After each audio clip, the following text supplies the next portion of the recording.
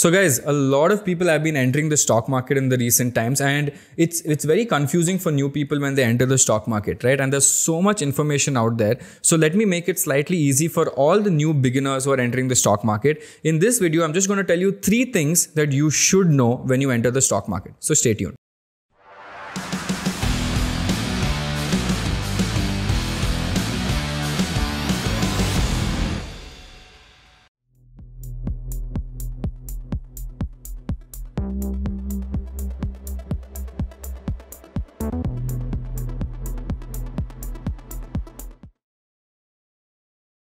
The first thing that is the most important thing when it comes to the stock market is that percentage matters. Now, what do I mean by percentage matters is because you might invest 1,000 rupees, you might invest 1 lakh rupees, or you might invest 10 lakh rupees, but the amount of money you make in monetary terms is not very important. Why is it not very important? Is because if you have 1 lakh rupees, right? Imagine you invested 1 lakh rupees and you got 10% on that. You got 10,000 rupees, great. If I invested 1,000 rupees, but I got 20% on that, but I've only got 200 rupees. Who's better? Is it the 1,000 rupee guy better or the 1 lakh guy better? So in reality, the guy who got 20% return is doing much better than the guy who got 10% return. Even though the 10% guy got more in rupees, but the 20% guy did better.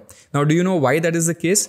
Because if you look at inflation is not in monetary terms, inflation is in percentage terms. So if a guy who has 1 lakh rupees not even beating inflation, he's actually losing money on a daily basis. So in the stock market, percentage is the most important thing when it comes, and always try to optimize for percentage. And the reason why I say this is because you might think 10% is good in the stock market. If 10% is there that you gained in the stock market in a year, 4% goes out in inflation, maybe another 1 or 2% you lose in tax, you have actually made only 5% in that year, right? So a lot of people don't understand inflation. A lot of people don't cut it. You definitely need to cut inflation from your wealth gain in a particular given point of time, right? So that is very important, and that is rule number 1.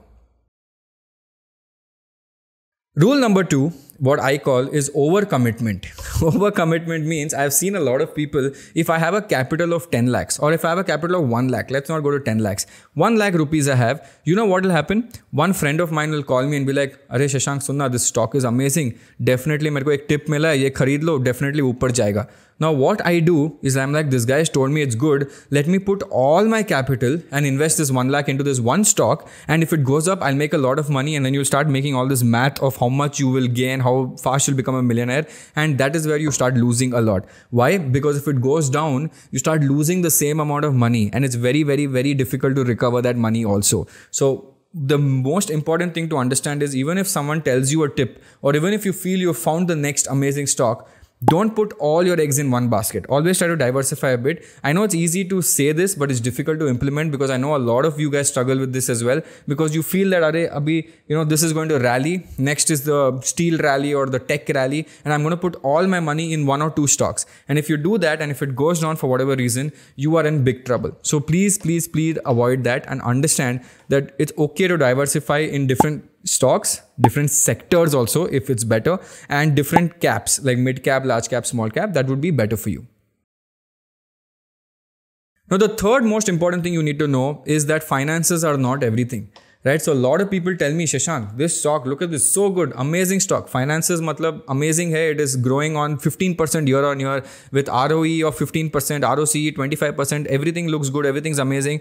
But that is not the end. That is not the final case, because I have seen so many stocks that are damn good financials. Okay, but then what happens is the sector changes everything.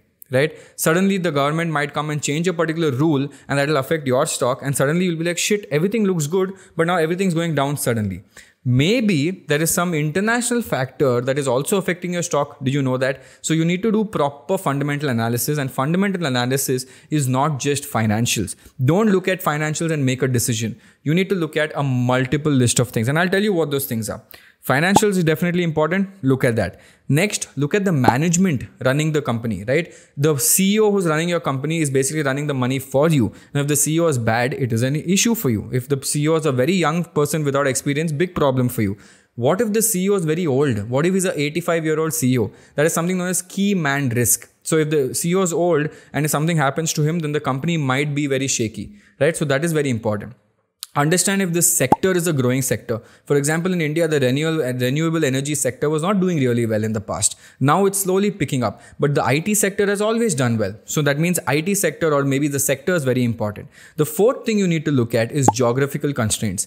What if something happens in China, or if something happens in US? Will it affect my particular stock? And if it does, then that is an issue. So all these things you need to see before finalizing your perfect stock, right? And even once you finalize it, understand that the percentage returns matter. And after that, don't overcommit and say, this is the perfect stock, I'm going to put all my money in this and bas barbad ho jayega uske baad. So don't do all these things. These are the 3 things that you must know when it comes to investing.